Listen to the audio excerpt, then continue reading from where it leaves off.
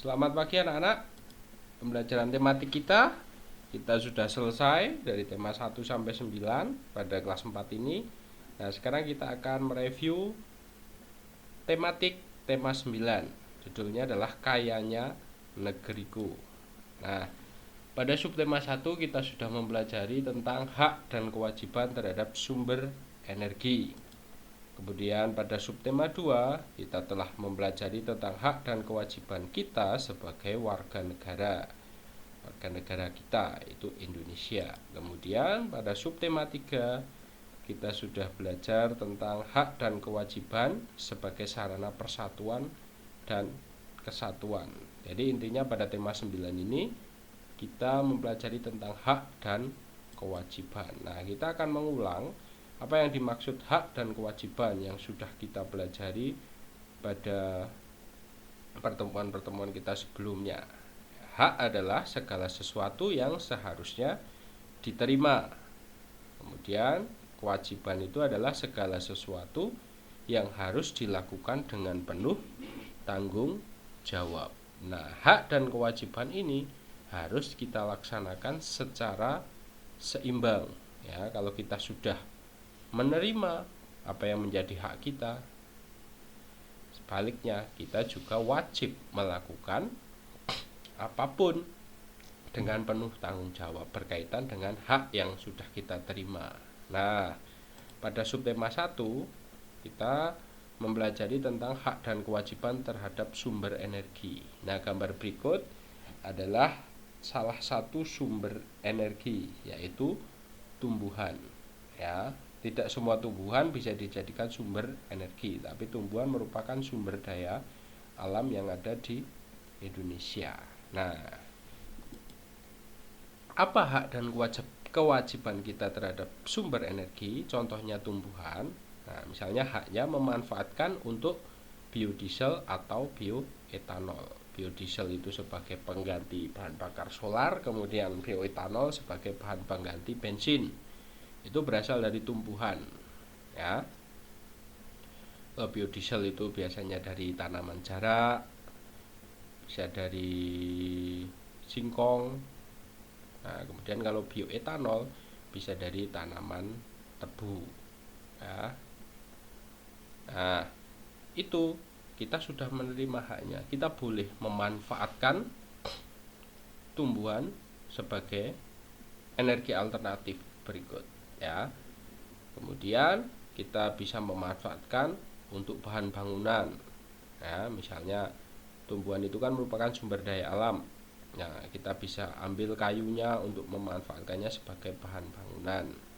Nah, misalnya rumah kita kan ada pintunya, misalnya pintunya dari kayu, itu dari tumbuhan. Dan sebagai perabot-perabot tumbuhan yang dari kayu, dan apapun ya yang berbahan kayu itu dari tumbuhan. Kemudian kita bisa memanfaatkannya sebagai sumber pangan. Misalnya contohnya padi. Ya, padi bisa diolah menjadi beras, kemudian beras bisa kita masak, kemudian kita makan. Sayur-sayuran, ya, itu bisa menjadi sumber pangan. Nah, kita sudah memperoleh hak. Nah, sebaliknya kita juga harus seimbang.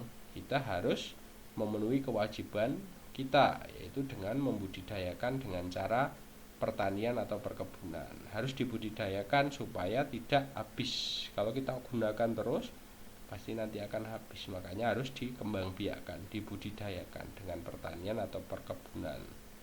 Kemudian, misalnya kita memiliki tanaman di rumah, kita harus menyiraminya dengan teratur. Nah, ketika kita melakukan budidaya secara pertanian, kita juga harus menyiraminya, ya. Kemudian kita harus melakukan reboisasi, penanaman kembali jika lahannya sudah gundul, ya, supaya tumbuhan itu tetap ada dan memberikan manfaat bagi kita. Nah, ini adalah salah satu sumber energi, ya, salah satu sumber energi dan merupakan sumber daya alam juga. Dan masih banyak sumber daya alam dan yang bisa digunakan sebagai sumber energi. Nah, misalnya contohnya air, matahari, angin, hewan, minyak bumi, batu bara, dan lain sebagainya. Nah, itu kita sudah pelajari pada pertemuan sebelumnya. Nah, ini kita mereview salah satu aja yang subtema 1, contohnya tumbuhan. Nanti anak-anak bisa pelajari kembali, bisa lihat kembali video yang sudah pernah kita pelajari, dibuka lagi di Google Classroom-nya kan ada ya. Anak-anak mereview. Nah, itu yang subtema 1. Kemudian subtema 2, ini hak dan kewajiban kita sebagai warga negara, yaitu warga negara Indonesia. Nah, hak dan kewajiban ini diatur dalam konstitusi kita, yaitu Undang-Undang Dasar 1945 ya. Haknya apa? Yang pertama, sama di mata hukum dan pemerintahan ya. Artinya walaupun itu anak orang miskin atau orang kaya, semuanya kalau bersalah bisa dihukum ya. Walaupun anak presiden sekalipun, kalau bersalah bisa dihukum. Nah, itu artinya sama, tidak membeda-bedakan. Nah, itu haknya. Nah, dalam pemerintahan juga seperti itu, semua orang berhak untuk ikut serta dalam pemerintahan ya, dengan jalur-jalur yang baik. Nah, itu sama, semuanya sama. Kemudian yang berikutnya adalah menikmati hidup layak ya. Kalau hidupnya itu tidak punya rumah, nah negara wajib membantu ya. Makanya banyak sekarang orang-orang yang dibantu, yang dibuatkan rumah sama pemerintah. Nah, itu menikmati hidup yang layak. Kemudian mengeluarkan pendapat, kita bebas ya, asal pendapat yang kita sampaikan itu tidak bertentangan dengan hukum ya. Kita boleh mengeluarkan pendapat. Nah, karena sesuai juga dengan Pancasila, sila keempat ya, bermusyawarah. Nah, kemudian beragama dan beribadah, kita boleh ya, mau beribadah dengan agama yang disahkan di Indonesia atau aliran kepercayaan misalnya ya. Misalnya yang agama yang ada di Indonesia bisa memeluk agama Islam, Kristen, Hindu, Buddha, Katolik, Konghucu, dan mungkin aliran kepercayaan. Kita berhak, tidak ada yang melarang ya. Kita diperbolehkan. Kemudian membela negara ya, misalnya dengan mengharumkan nama negara, itu kita juga berhak. Nah, membela negara ini ada hak juga ada kewajiban, sama ya. Kita juga memiliki kewajiban ketika negara itu misalnya dalam ancaman, kita juga memiliki kewajiban membela negara. Kemudian mendapatkan pendidikan yang layak ya. Nah, anak-anak sudah mendapatkan pendidikan yang layak. Pemerintah sudah mengatur sedemikian rupa melalui kurikulumnya ya, melalui Kementerian Pendidikan. Nah, itu supaya pendidikan di Indonesia itu layak ya, dan bermutu. Nah, kita sudah menerima hak-hak berikut ya. Kemudian kita harus melakukan kewajiban kita terhadap negara kita ya. Misalnya menjunjung hukum dan pemerintahan. Nah, kita harus menaati hukum yang ada di Indonesia ya. Kemudian menjaga kelestarian lingkungan. Lingkungan harus kita jaga, dibersihkan supaya lingkungan tersebut tidak menjadikan sebuah bencana. Nah, misalnya kita bisa menanam pepohonan, itu juga menjaga kelestarian lingkungan. Atau dengan cara, kalau misalnya hewan, kita harus pelihara dengan baik, tidak berburu secara liar. Nah, itu termasuk menjaga kelestarian lingkungan ya. Kemudian bisa juga menjaga kelestarian lingkungan itu tidak merusak sungai ya. Itu kewajiban kita. Kemudian membayar pajak. Bayar pajak itu adalah salah satu sumber penghasilan negara. Nah, negara bisa membiayai pendidikan, bisa membiayai membuatkan jalan, sarana-sarana umum, itu dari hasil pajak. Makanya kita harus wajib bayar pajak misalnya pajak kendaraan bermotor, pajak penghasilan, kemudian pajak rumah dan lain sebagainya.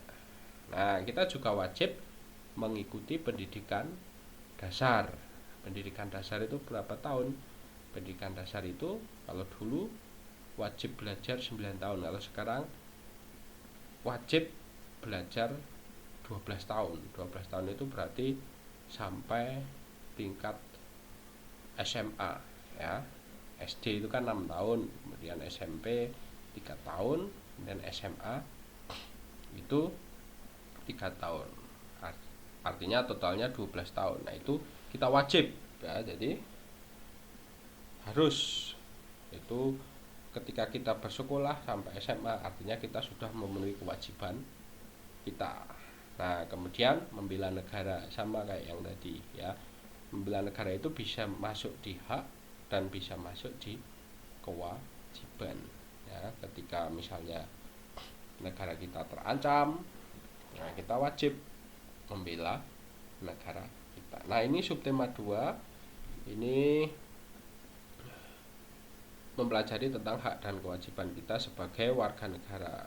Nah, itu lebih jelasnya anak-anak bisa buka di buku tematiknya. Di situ ada materinya yang lebih lengkap dan serta penjelasannya ya, yang sudah kita pelajari pada pertemuan sebelumnya.